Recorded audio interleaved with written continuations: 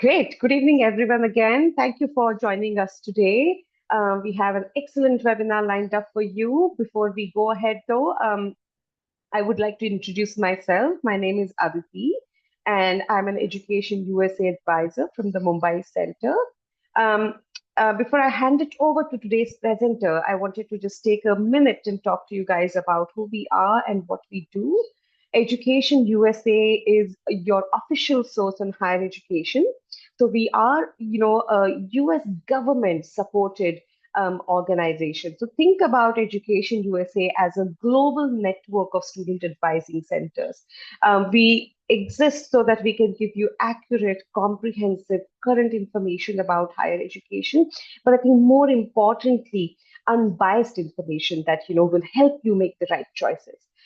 Given that we are a global network, we exist in more than 175 countries, in more than 400 student advising centers. So here in India, we are located in 5 cities. So wherever you see that there is um, a US consulate or a US embassy, you will find an Education USA center. I'm not going to take too much time, but if you are someone who really is interested in knowing about Education USA services, I will ask you, encourage you to go visit our website. So there are, we have the official website, educationusa.state.gov. But here in India, we also have a website called educationusa.in. A lot of our resources for students, for undergraduate aspirants, different parts of the processes that you want to understand. A lot of information is on this website. If you're not from, for example, if you're not from Mumbai, if you're not from Maharashtra, you're from some different city, and you would like to know which is the nearest Education USA center to you, all that information you can find in the Contact Us section. So I'll really, really encourage you to go visit, check out what this site is, what kind of information you can find. And when you have questions, reach out to us. Remember that given that we are an official source, all our services for students, parents, educators are free. So reach out to us when you have, questions about the application process or anything related to that. One, thing that I like to really highlight for students is we have an excellent, YouTube channel. So if you go to our YouTube channel called Education USA India, you will see it's a rich repository of, sessions that we have done in the past. In fact, today's session will also go on YouTube. So if you have to refer back to this session, you can always go there and check out the information. But we have done sessions on various topics. So, the general application process, but as well as, more specialized topics of, say, what does colleges say? If you are someone who has a question about how do I even start researching universities, or you have a question about what is Common App, we have done all kinds of sessions that will help you in your application process. So I would encourage you to go and do your homework. We do have an app that is accessible through Google Play and App Store. This is a good way to kind of keep in touch with what are the upcoming sessions. So you do get notifications and you see that, oh, there is a session coming up next week about, finding the right fit. Maybe, register for that session. So that, I would really encourage at least check out what this app looks like and what kind of information you get there. We are, on this website that I shared with you, you will find a calendar, and you will find all the upcoming events. As today we have a session that's going to talk about the application process, but we do more basic session every day called as US Admissions 101 or US Applications 101. So at any time you have a question, reach out to us. We do these sessions every day, Monday through Friday from 4 to 4:45. These are virtual sessions, so you can join in from anywhere. You can ask any questions that you have. In fact, on Thursdays from 4 to 6 and on Saturdays from 10 to 12, we have, just office hours. So we have the question answer hours. So you don't have to sit in through the presentation. You can just come in and ask whatever queries that you have for us. As I said, we also do a lot of specialized sessions. So just keep an eye out, on the sessions and get in touch with us. I'm sure a lot of you guys are on social media, Instagram and Facebook and whatnot. We have a very active Instagram page. Look up Education USA India. You will also find, a lot of things that are going on our Instagram page. And I think that's where I'm going to stop talking, and I'm going to introduce to you today's presenter. We have wonderful Haydee Lopez, who is the Assistant Director at the International Office at American University in Washington, D.C. I recently had an great pleasure meeting with Haydee and have a chat with her. And today's session, she's going to give you a lot of information. No matter at what stage of the application process you are, we really hope this information will help you and equip you to make the right decisions. We are going to have the question answer, session at the end, so we'll keep 10 minutes for that. But I will encourage you during this time, just keep putting your questions in the chat box, and we will take up those questions. In during the course of the webinar, I will also put up some resources in the chat box, so make sure that you download that PDF. Haydee will also share some information about her school, perhaps her contact information, and we'll get to the question answer session at the end. Over to you, Haydee. Welcome, and thank you for doing this. Good evening, everyone, and good evening, Aditi. Thank you so much for the introduction. As she mentioned, my name is Haydee Lopez Perez. I am one of our Assistant Directors of International Admissions here at American University in Washington, D.C. So greetings from the other side of the world. And I'm just going to start sharing my screen so that you can see the presentation that I've prepared today. I will be addressing many different aspects related to navigating the U.S. university application system, specifically for undergraduate students. So stay tuned, and I'm going to give you a whole lot of information, general advice as well, to hopefully help you through the process, no matter what stage you are in right now. So to get started, you want to start building a college list. You can do this as early as you would like. It's definitely important for you to really think about the college process because you're going to be calling a university and institution your home for 4 years. So you want to make sure that you take this seriously and that you are very careful as well in building your college list. Balance is going to be important when you are thinking about what colleges you want to attend. And you want to keep selectivity in mind because every institution and selectivity does vary.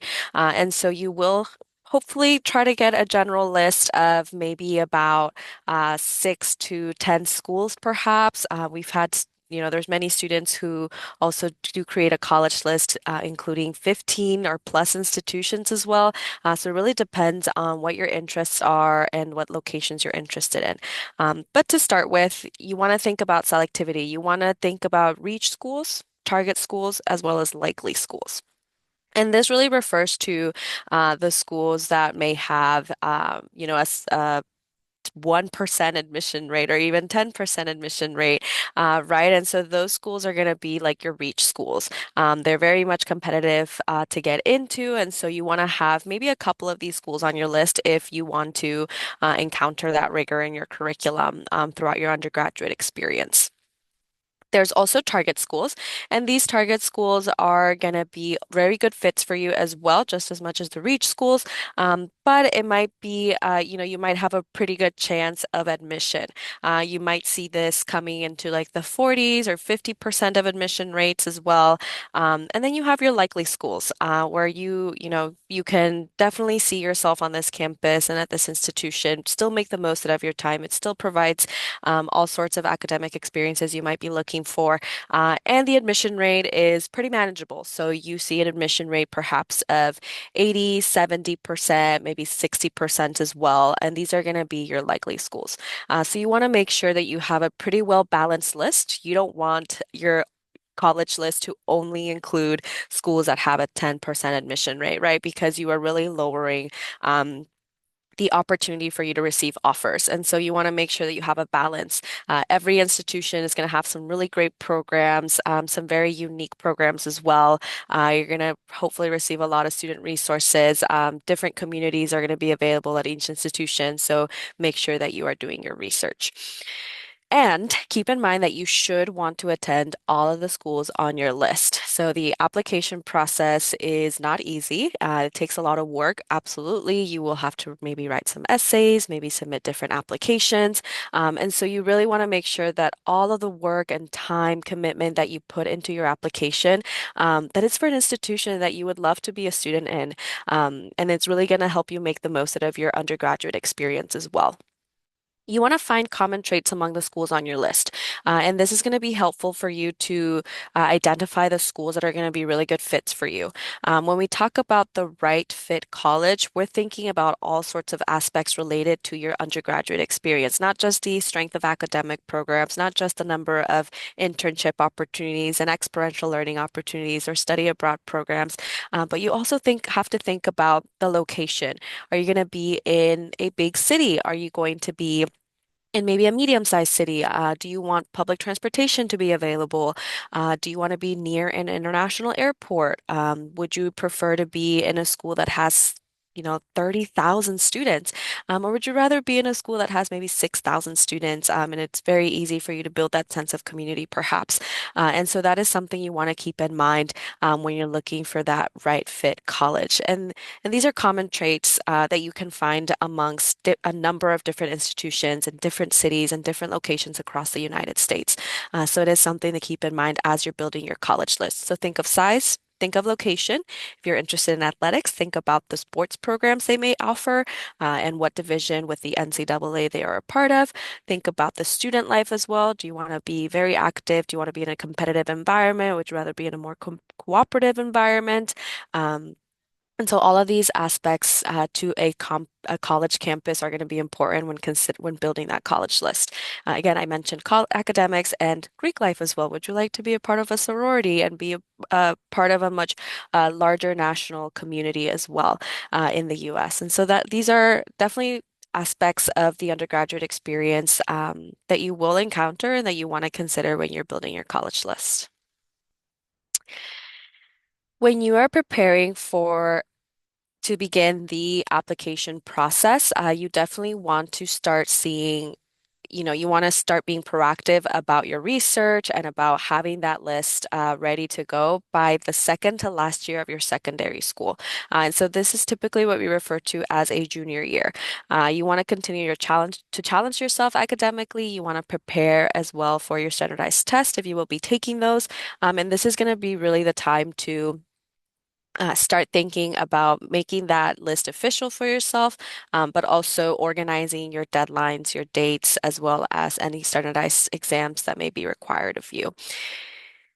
In this year, you also want to still stay involved in school. You want to take on some leadership roles. And this is really where I'm going to start speaking about how you're building your profile for your U.S. college application process at the undergraduate level. At the undergraduate level, it is really important for us on the admissions side to be able to see how you partake in your community and how you balance your academics, how you balance your social life as well, because that's going to be a large part of your undergraduate experience. So we want to make sure that you're going to be prepared to encounter that in college here in the US. So we are going to be looking for some of those leadership opportunities. We're looking for some extracurricular activities, whether it's community service, whether it's, being a part of a sport, or maybe you're part of a theater program outside of school. Perhaps you practice music, you play in the symphony. Or maybe you have family responsibilities and you hold a couple of jobs as well. And so these are things that we will look at in terms of your admissions application. You also want to make sure that you're making the most of what your school can offer you, whether it's exam preparation, if you do have a college counseling office that you are connecting with your college counselor, if it's a teacher that is supporting you through this process, that you are connecting with them and asking questions, of course. And absolutely so, there are also outside resources that can help you through the college application process. And one of the great ones being Education USA. As Aditi mentioned, this is a government-funded organization that provides those services for you as well. And so definitely rely on those resources that are available to you, because the U.S. definitely wants to welcome you to come and have your undergraduate experience here. A lot of representatives and colleges are traveling to India and to different cities as well. And so, if you are interested in attending a college fair and meeting with those representatives and really getting firsthand information about that college, I would also encourage you to start doing these activities in your second to last year of secondary school, because that way you are able to get your questions answered early. Perhaps you have a very unique question you don't necessarily want to write on email or ask it through a phone call. Perhaps you want to see, that they are providing you with a genuine answer. And so you want to make sure that you can also have some face-to-face time with the institutions that you are interested in. Even if you're not able to travel to the US to meet with them and see campus, you may be able to meet with a representative when they are traveling out in the cities. College fairs and high school visits are pretty popular, and these typically happen during the fall time, which is going to be like August, September, October, maybe even up until November. Or maybe in the springtime as well, especially if you are starting the process as a junior in your second to last year of secondary school. You're definitely going to also be able to connect with representatives in the springtime, so around January, February, March time as well. One thing to note is that the preparation for exams, the preparation to start the college application process will begin about 12 to 18 months prior to the deadline. So this is going to be a good rule of thumb.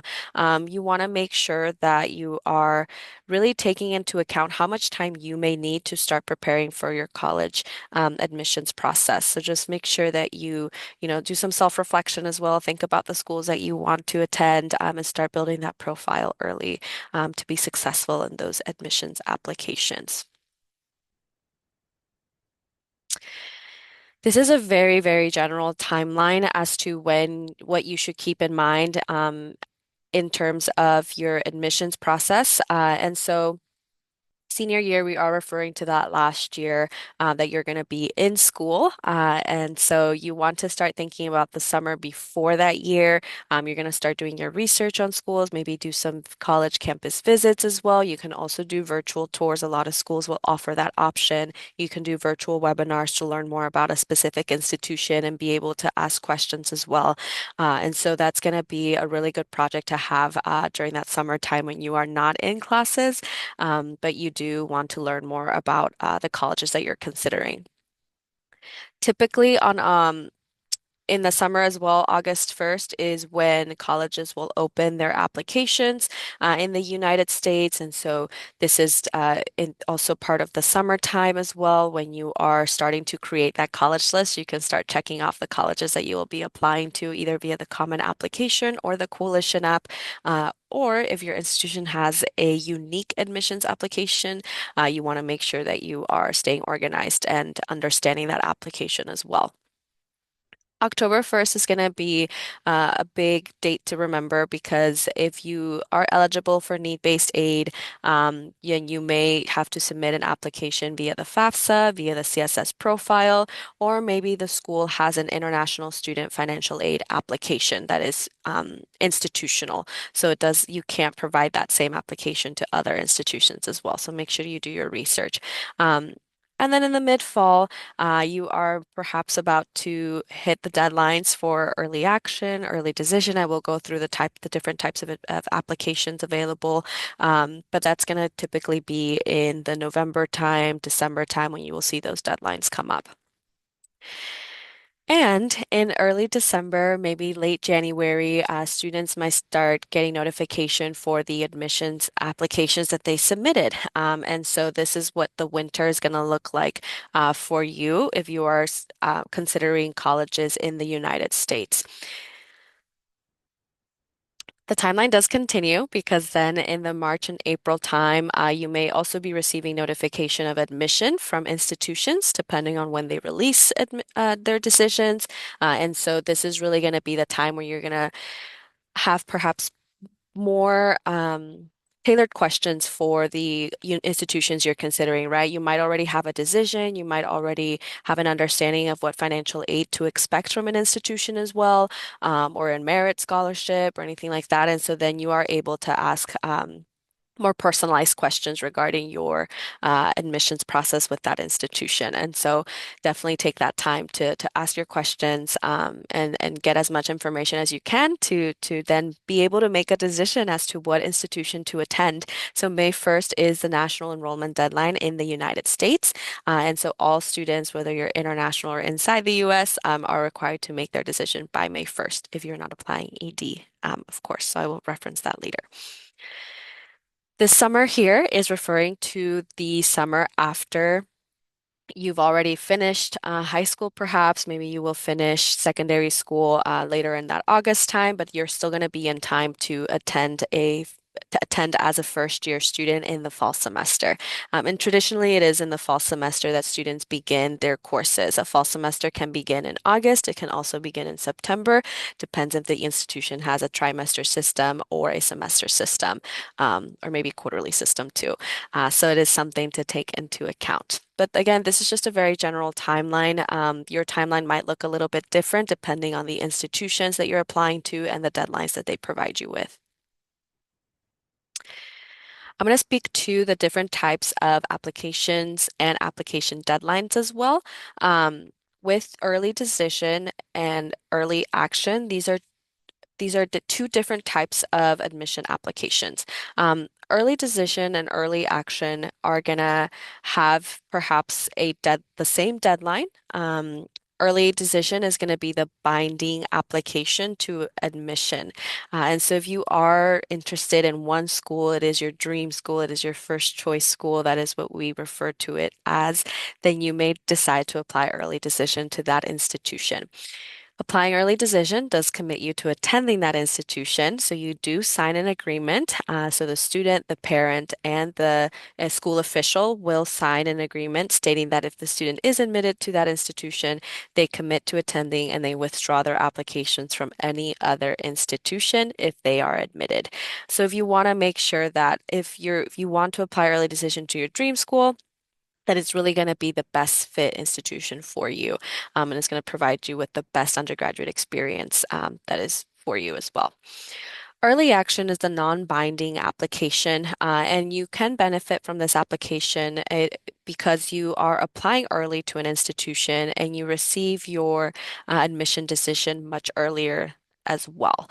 And so this is one of the non-binding as well as regular decision, which is non-binding. With regular decision, this does have a later deadline, typically a deadline in January time, in the month of January, whereas early decision and early action might have a deadline in November or in December. Um, but again, early action, regular decision do offer you that non-binding option where you can apply to 10, 20 schools in the United States and then have until the May 1st enrollment deadline to decide where to enroll. Regular decision may notify you if you submit your application in January, right by their deadline, then it may notify you until March. So that really cuts down the amount of time you have to consider all of the options that you have in front of you as to the institutions that you were admitted to. So be strategic about where you are applying and be strategic with the deadlines as well, and stay organized because all of these dates are definitely easy to mix up. So definitely create an Excel spreadsheet, or if you want to have a calendar at home that you put on your wall, you can also write in all the deadlines that you may need to keep track of. There's also an application that some institutions will have where you have rolling admission. And so this application does not have a deadline, a specific deadline perhaps, and they may roll out your admission decision within 2 weeks, or within 3 weeks, or within the month, or as they receive them. And so this type of application does not have a fixed deadline. And the notifications are typically released as soon as a decision is finalized. So uh, it's very unique for an institution to have rolling admission. But if this is going to work for you in terms of, it applies to a likely school, then perhaps it's going to be something to keep in mind and a good option for you as well. So something to consider. Please know that by the deadlines, you should take the time and you should try to make sure that all of your documents are submitted by that stated deadline. And institutions may have different policies regarding the submission of all documents required to review an application. So just make sure you're connecting with that institution, and that you're submitting your applications on time as well, which is why we begin the preparation about 12 to 18 months prior, right? Making sure you're doing your research, that you're well informed, and that you're not missing any deadlines. So make sure you meet those deadlines, and take care of them. Stay organized. In terms of a general application checklist, most colleges have a very basic, uh, have some very basic elements that they need for your application. This will include an admission application, which can be submitted through the Common Application, maybe the Coalition app, or maybe it's a unique institutional application that university or college has. So make sure that you are understanding how you can apply to this institution for an undergraduate program and to be a first year student, or perhaps even a transfer student too. So something to keep in mind. Many applications will have an application fee, so it may be costly to apply to colleges in the United States. It may be costly to apply to the institutions you have on your list, right? And again, you want to have that balance in your list, not just have reach, target, and likely schools, but also think about your financial situation, and you want to make sure that you are also able to have a wide variety of applications to different institutions depending on what you're able to afford as well. Some schools may offer fee waivers as well, so make sure you stay informed and connect with that institution if you have questions about their application fee.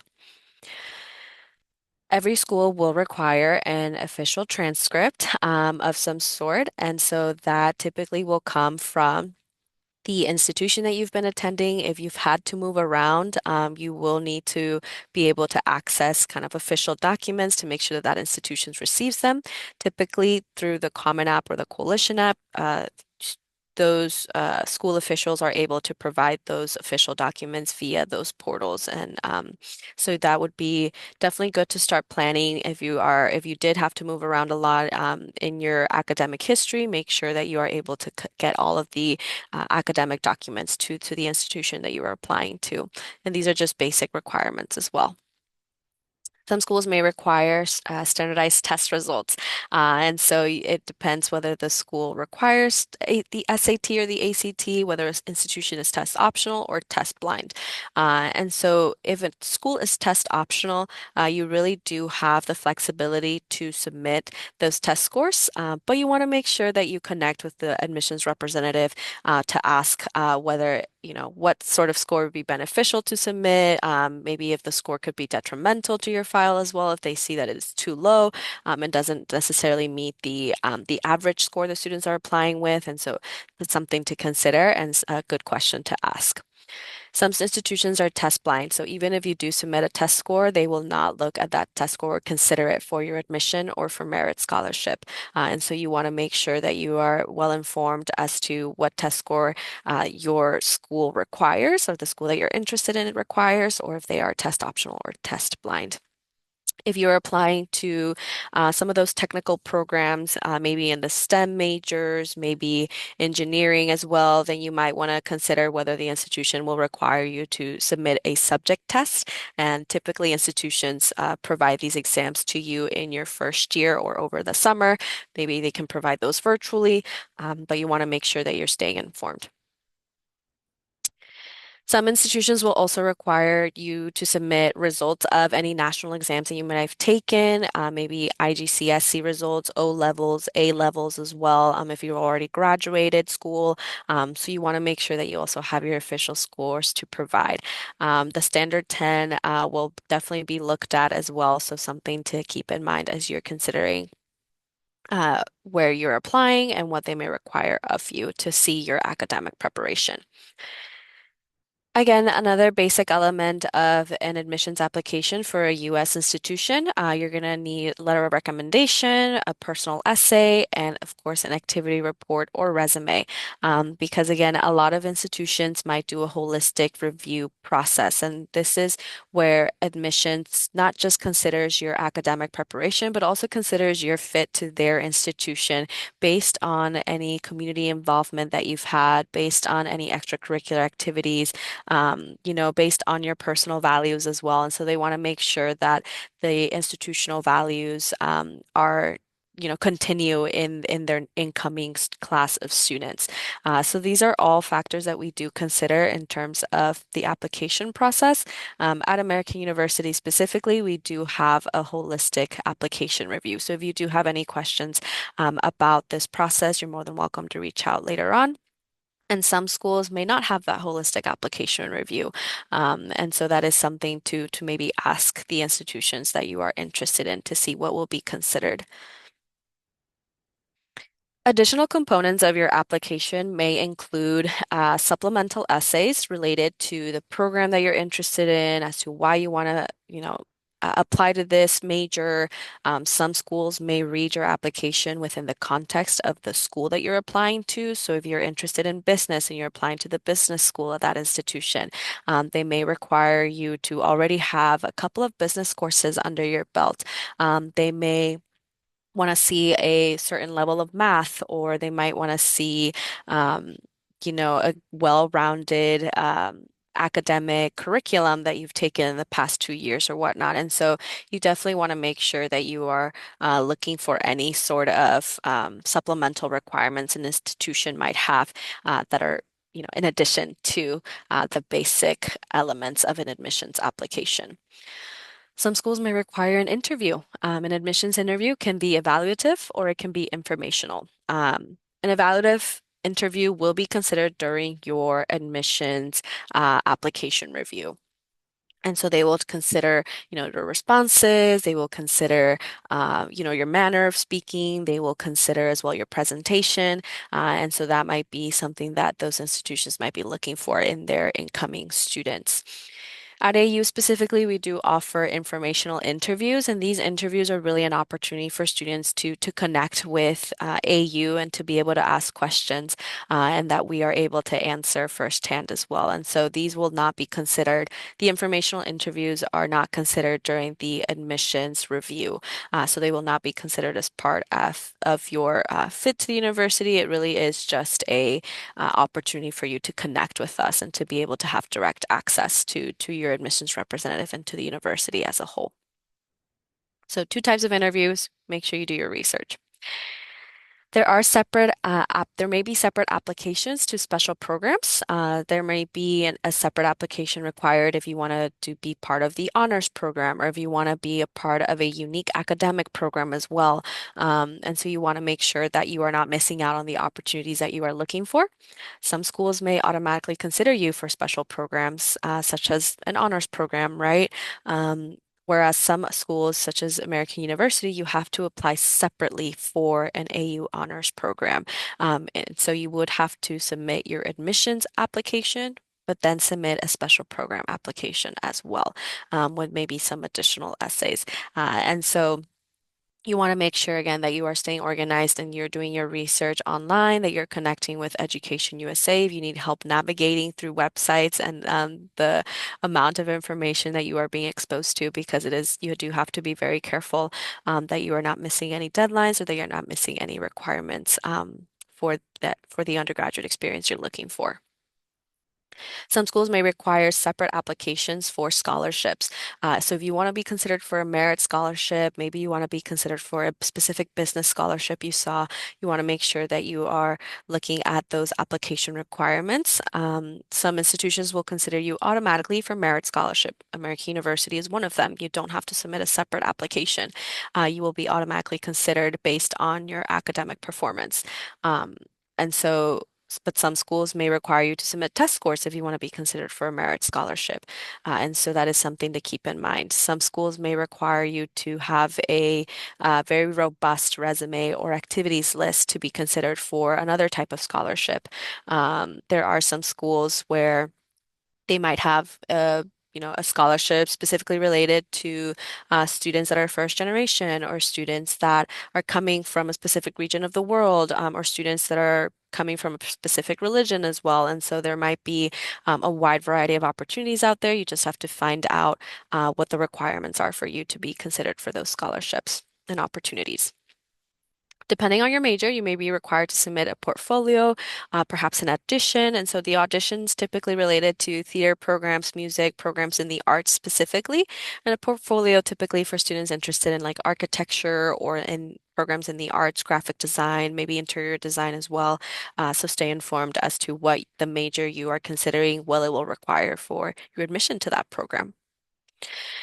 And for international students specifically seeking a visa, whether it's an F or J1 visa, typically for first year undergraduate students, you're going to be looking for an F1 visa. Um, a school may consider you only if you also submit the passport information, proof of English proficiency as well, and certification of finances, whether it's through a bank letter or whether it's through an institutional financial aid form that you may need. And so that is something you want to keep in mind as well. If you need a visa, there might be additional requirements for you during the admissions application process. In terms of some of the advice that we provide when it comes to your writing, specifically in those supplemental essays, maybe even that personal essay, you want to make sure that you are making the most out of every component of your application because this is all the information the institution gets about you, the student. So you want to make sure that you are making the most of every section. The personal statement, you want to make sure to incorporate some storytelling, be authentic in your essay as well, demonstrate growth in that personal essay, or maybe even be reflective about your life experience, whether you're speaking about one in particular or whether you're reflecting on the entirety of your 18 years, 17 years of life.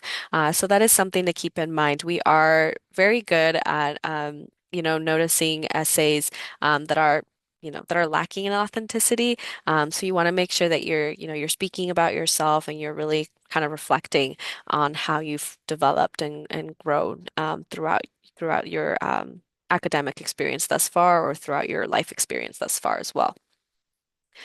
We will look carefully at activities lists. A lot of colleges do take time to go through how you are balancing your time outside of the classroom, if what else is important to you with to do with your time. And so make sure that you are patient, that you are taking your time with your activities list, describing your activities as well. If the description of the activity is in the title of the activity, then don't repeat yourself, right? Use the extra words to talk about something unique you did in that program or maybe give us additional detail about the club itself or the organization or the experience that you had through that activity. So make sure that you're making the most also out of the words on the pages in your application. If you want to add some skills, feel free to do so. We do definitely take into account the skills that come with the activity that you're involved in. If you're a leader, right, we understand that you might have some really good public speaking skills, organization skills. If you are part of a dance team, right, maybe you're really good at working in a group. And so that is a value that we look for in our students and a skill that we look for their success. And so these might be, this is how we will analyze those activities that you provide us with. So make sure that you are careful in taking your time with those. If you do have any unusual circumstances that happen throughout your past, throughout your life or throughout your, specifically throughout your secondary school experience, whether it was part of inside of school or outside of school, make sure that if you feel comfortable letting us know about those circumstances or additional context, any information you may provide us to have a better understanding of where you're coming from and what you've lived already, would be helpful for us in determining how you're going to be a good fit for our institution and how you're going to be successful at our institution as well. And so this is something that institutions consider. Institutions want to make sure you're going to be successful at their colleges, at their universities, right? And they want to make sure that they're going to be able to support you as well throughout along the way. So add as much information as you are able to. But again, as long as it relates to your success in your undergraduate experience, right? Or as that relates to your preparation for to take on the U.S. Undergraduate experience as well. General information about financial aid and scholarships.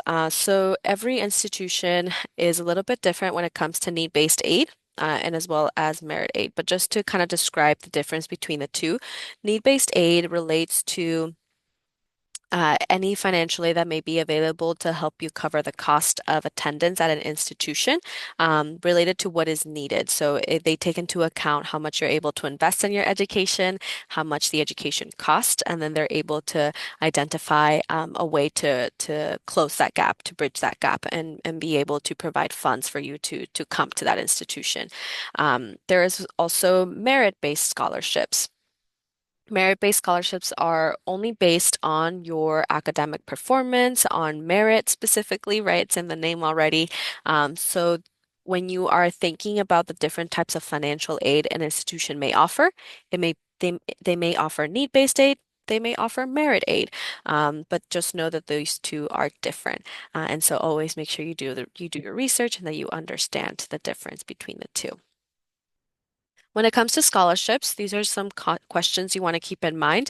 Does the school you are considering offer merit scholarship, merit aid? If you are looking for the right fit institution, you have an institution will also be a good fit for you financially. That is something to consider, right? And so, if you do know you need a little bit more support, maybe you're looking for a full ride scholarship, look for institutions that may offer those opportunities, right? If they offer that opportunity, then you have a chance to be considered for those opportunities. Maybe you need to submit an additional application or something like that, but at least you understand that that opportunity is available currently and that other students have also received that opportunity as well. So something to keep in mind. You want to keep in mind whether you need to apply to merit for merit aid separately, whether you need to submit some sort of application for it as well. So again, kind of the importance of doing your research and staying organized with the information that you're consuming as well.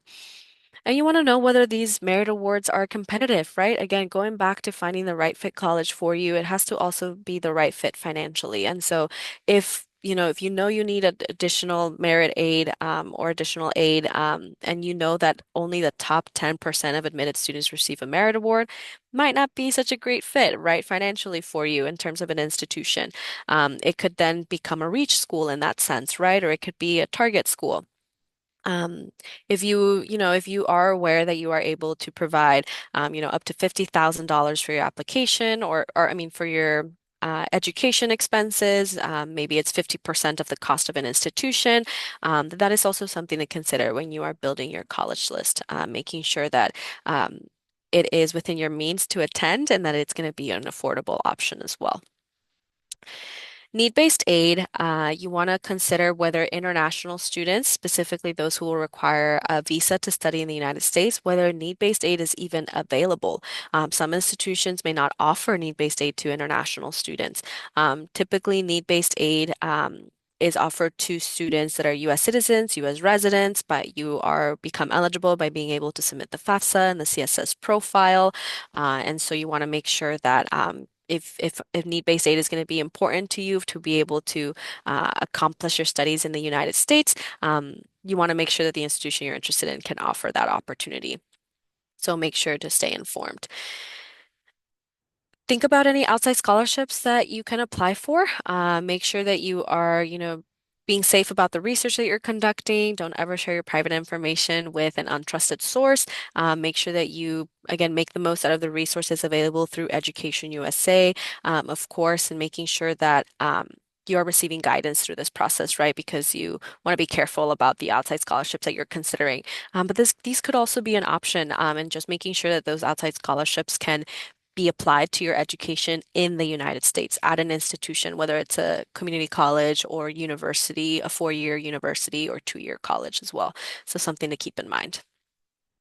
Some schools may offer donor-funded scholarships or grants, and so you want to make sure that you are informed whether you're eligible for those grants.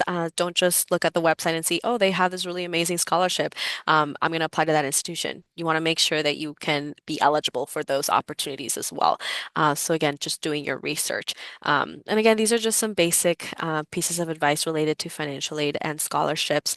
So every institution is going to be a little bit different. For example, at American University, we don't offer aid, need-based aid to international students, but we do have a scholarship that students can apply for that is only for international students that can cover up to 50% of the cost. So that's about $40,000 per year. Or we have two full ride scholarships for two international students from around the world, right? So that tells you how competitive it is. But again, it is a real opportunity if that is something that you are looking for in an institution. So make sure you're doing your research and make sure you're connecting with the institutions regarding financial aid. In terms of next steps, we do always advise people to and students to make sure that there's keeping in touch with their email daily. They're checking that email as well. A lot of information comes through emails. Stay connected via social media or by connecting with your admissions representative via email or in person, and have patience throughout this whole process because we do understand that there may be a lot of documents and factors that are going to be considered in your admissions application. So make sure that you are, taking the time and submitting those documents by the deadline, and also making sure you're staying in touch with your admissions representative in case you are missing anything. So make sure you also consider that we are considering every student to the full extent as well. Some pieces of general advice before we move on to the Q&A portion of the presentation. Just make sure that you keep in mind that most institutions do post their admissions application by August 1st. And so this may not technically be within the timeline of how your school works and your curriculum. Maybe you have a lot of exams during this time. So you want to make sure that you want to prepare maybe early summer and start asking questions in like the June, July time to make sure they're going to be ready to take on the application process. You want to keep track of the deadlines, notification dates as well. You want to think about financial aid and scholarship. You want to think about how these are going to help you find the right fit institution as well, and stay organized through an Excel or Google Sheet. That's always a good piece of advice. Making sure that your teacher recommendation letters come from a current teacher. That's going to be most helpful to see so that the admissions representative has a perspective of you with inside the classroom, and it also provides us, some input in terms of the rigor in your curriculum as well. So choose your teachers carefully, and you don't need to submit more than three letters of recommendation unless a school tells you more is needed or required of you. And give your teachers plenty of time. They're also busy people. Have somebody proofread your application, whether that's through Education USA, whether you're working with them through essay workshops, whether you're doing essay workshops with other institutions that they may be offering support. Maybe you want to get support from a parent or a teacher. And so definitely have somebody look over your application because we do notice, grammar errors. We do notice syntax. We do notice if a student wrote their essay fully through AI, like we are able to see these distinguishing factors in terms of your writing. And so making sure that you are being careful with your writing as well, and speaking about um, throughout the entire time. You do not need to use very formal academic writing. We really are trying to gain a better perspective of who you are as a person and how you're going to be a good fit to our community. Here's our contact information for admissions in general. You should definitely stay in touch with us by reaching out if you do have any questions after today. Like I mentioned, I'm moving on to the Q&A portion of today's session, so I'm more than happy to take your questions at this time. But you're also welcome to email us at any time as well and stay connected via social media. Fantastic. Thank you so much. And can I request you to leave the slide on, Haydee, so that if anyone wants to, take a screen grab or whatever, they'll have the time to do that. But, Yeah, absolutely. what a great overview of the application process. That was really good. I think, I really hope that it has helped. I think there are some parents and students who have joined in for the session. Um, so I think the general theme that I can point at, from your presentation, Haydee, and correct me if I'm wrong, is that one, you have to start early. This takes time. Every institution is different, and for each student, a right fit looks different. So someone saying that someone's cousin telling you that, oh, I really love my time at NYU, that's great, but that does not mean it's a right fit for you, right? So you really need to focus on that, and I think the only way you can do this is making sure that you start your research early on. You look at the authentic sources to find information and not just go by Instagram or YouTube influencers to find that information. And third, ask questions. I think asking questions is super important. Um, you covered pretty much everything. One thing that I really would like to highlight from your presentation, one of the last, towards the end of the presentation, you said in the helpful, advice, create a Google sheet or an Excel sheet. And, I tell my students the same because I think that's the database that's creating, you're creating for yourself. Remember that you are human. You can't, remember everything that you have been researching. So that Google Sheet can, be a really, really important source, especially when you're going to come to a stage where you have to shortlist, say 10 schools that are right fit for you. Because in that compilation, you're going to have every single piece of information that you can revisit and say that, oh, this is why I have listed this university. Oh, this was the reason because it fits my budget, even if I don't get a lot of scholarship, right? So I think there were really good practical, suggestions that you have given. I hope that, the audience has, really found this information helpful. We've got some questions, so I'm going to dig in and ask you right away. So I think someone had asked a question about transcripts. So, I told them what transcripts are, but can you maybe just elaborate, as someone from the admissions office, what are you looking at when you look at the transcripts? So for transcripts, we're specifically looking at academic preparation. We are looking at the coursework that you've had experience in.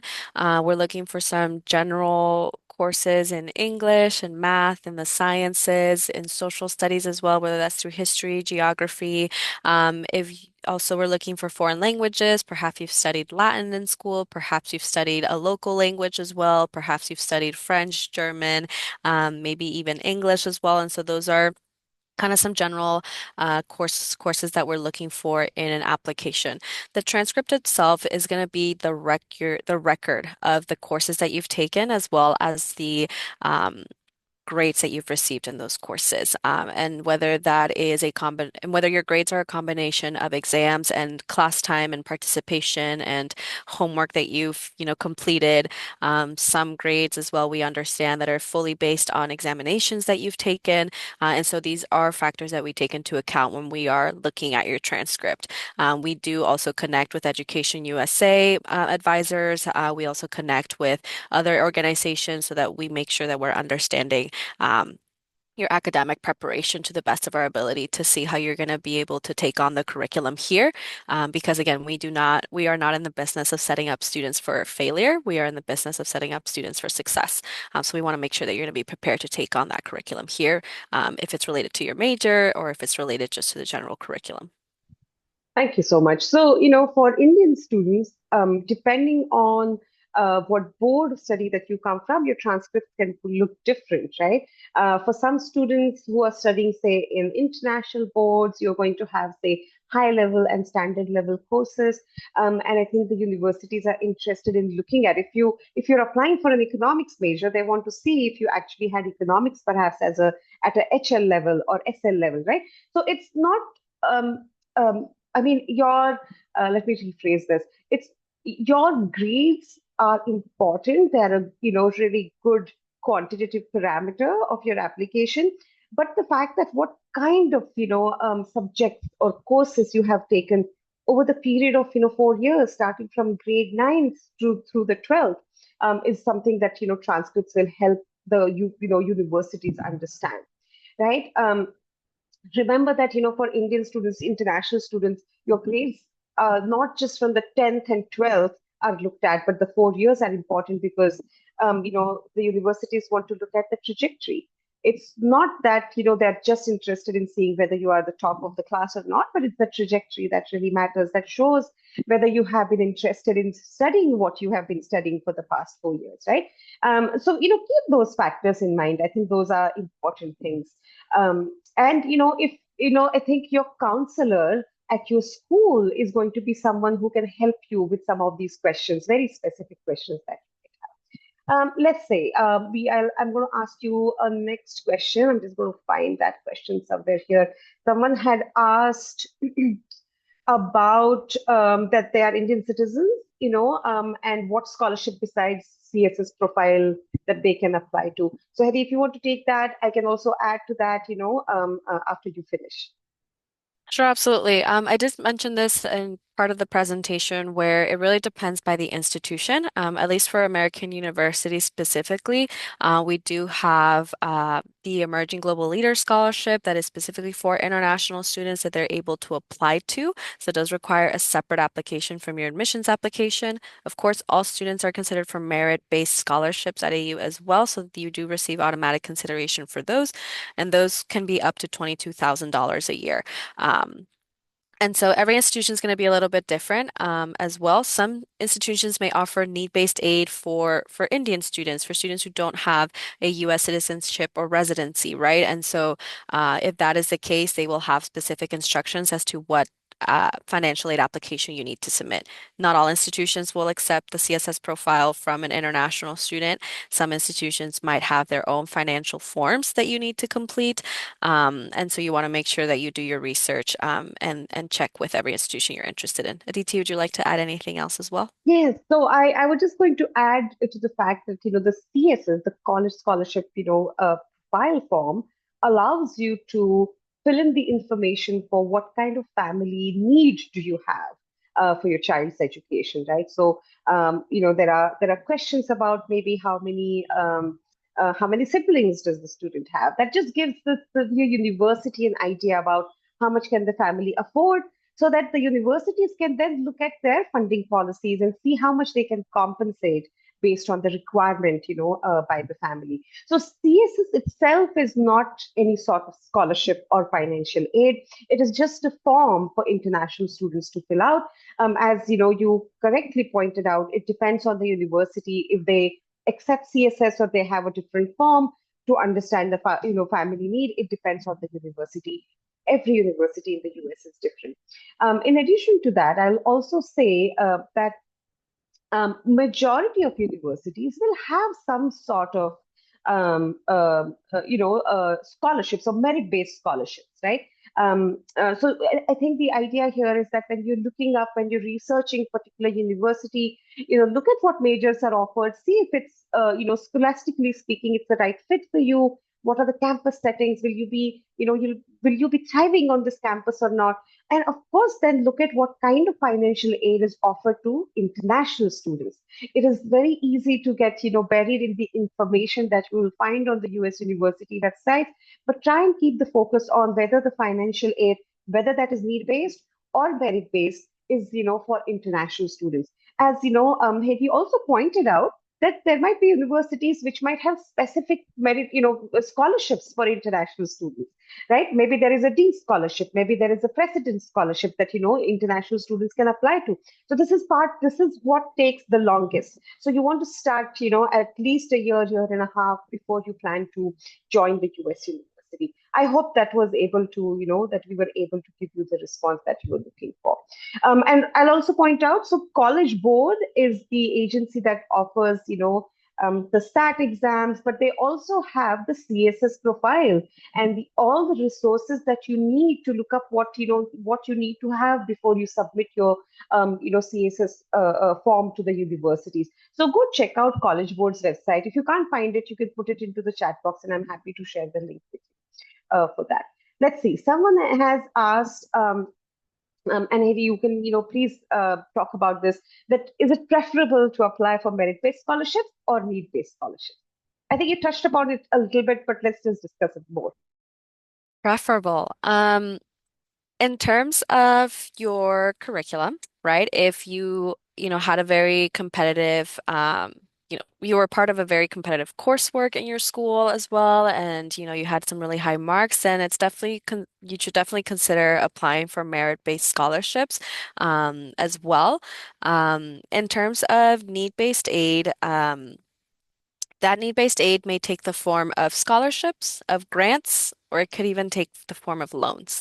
So you want to make sure that you're doing your research because you want to make sure that you're going to be considered for any sort of aid that, it would be preferable if you did not have to pay it back, right? If it was not a loan.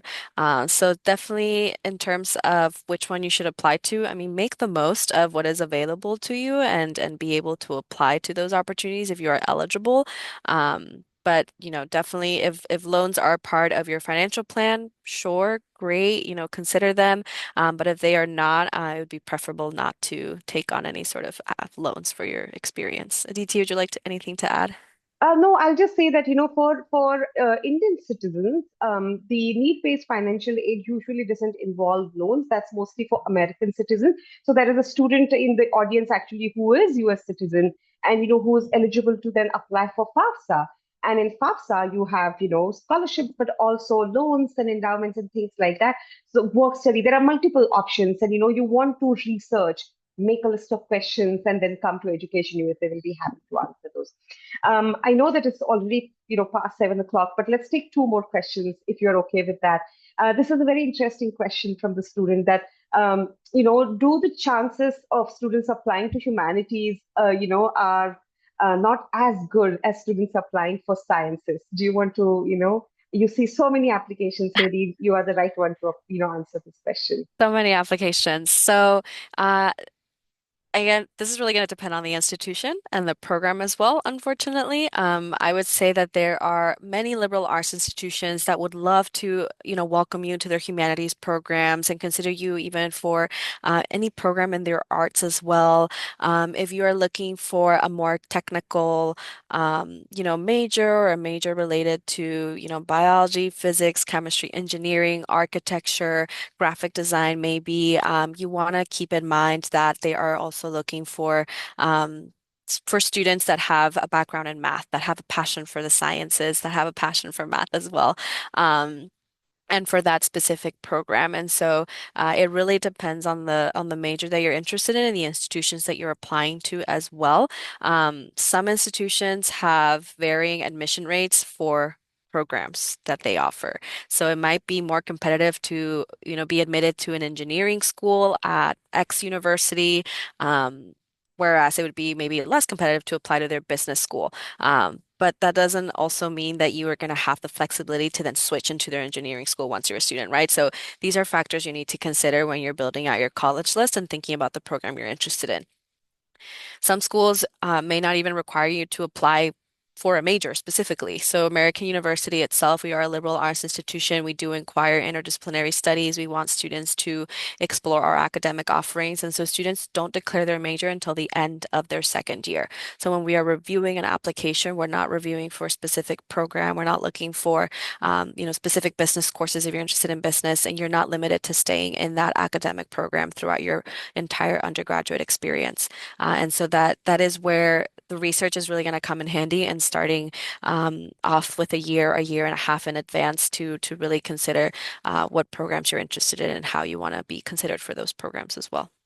Anything to add? Yeah, that's great. I'll just say that, just because you want to pursue humanities does not mean that your chances of getting admitted to a US university are lower. You are, evaluated equally. What Haley's pointing out at is what program you're applying to. So let's say in your 11th and 12th grade, the major chunk of, the courses that you have taken were related to, I don't know, history or economics. And then now you plan to apply for a major in computer sciences. That just tells you that you probably don't have a solid background that is required, in terms of physics or maths, whatever is requirement, prerequisites for a computer science program, right? So from that perspective, be careful.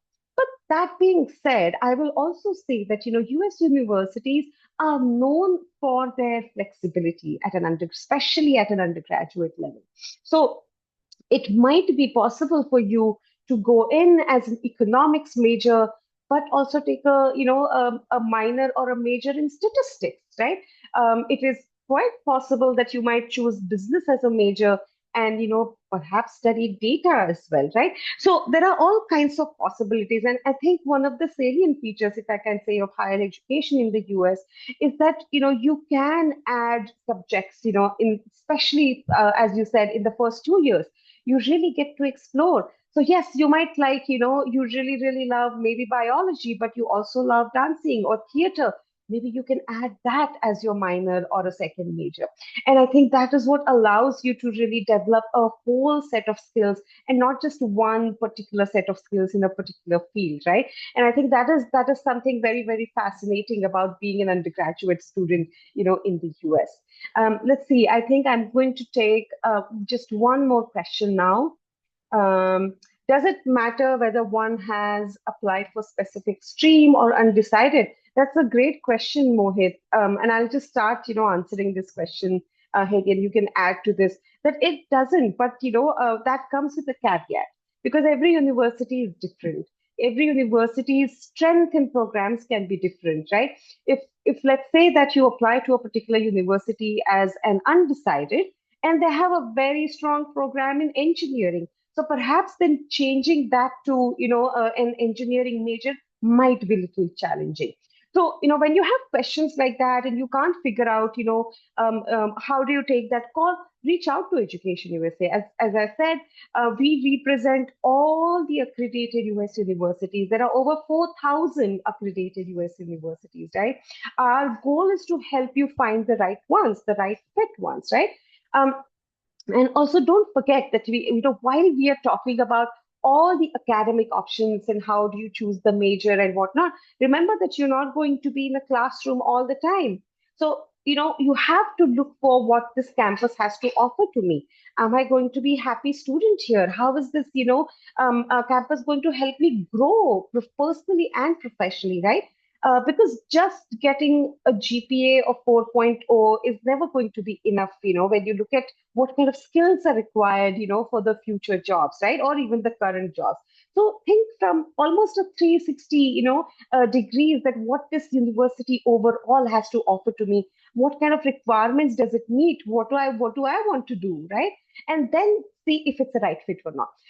Hedy, do you want to add anything to this? No, I think you hit it spot on. And again, it really does depend on the institutions that you're applying to, and that's why research is very much important. And if you have any questions about, okay, well, how am I going to be a competitive applicant for your engineering program or your humanities program, reach out to the school directly. They're also more than happy to support you through this process and answer any questions as well. That's great. Thank you for being such a proactive audience. We love your questions. Yes. I know there was a question about Fulbright scholarships, but I'll just quickly say that Fulbright Mhm. scholarships don't apply for undergraduate applicants. In India, they are for only for start from the master's level. But if we were not able to answer any of your questions, please reach out to us, and I'll be happy to point you in the right direction to the right center, and then you can take it forward from there. But with that, again, we really, really appreciate Amy, you taking time out, Yes. making this wonderful presentation. We really appreciate that universities really, do their best to give, students very unbiased information, and at the end of the day, help them build a really good, application for themselves. So we appreciate. Thank you again. This, session recording will be available on our YouTube channel in a week's time. So please refer to that. Haydee had already shared her institution's all social media handles, emails, and everything. I hope you were able to get the screenshot of that. Get in touch with them if you have any specific questions for the American University programs. With that, have a lovely weekend, everyone. Thank you for joining us and keep coming for more sessions. We have a bunch of more sessions lined up in the next couple of months. So thank you. Thank you, Haydee again. Take care, Thank you, guys. DT. Thank you all.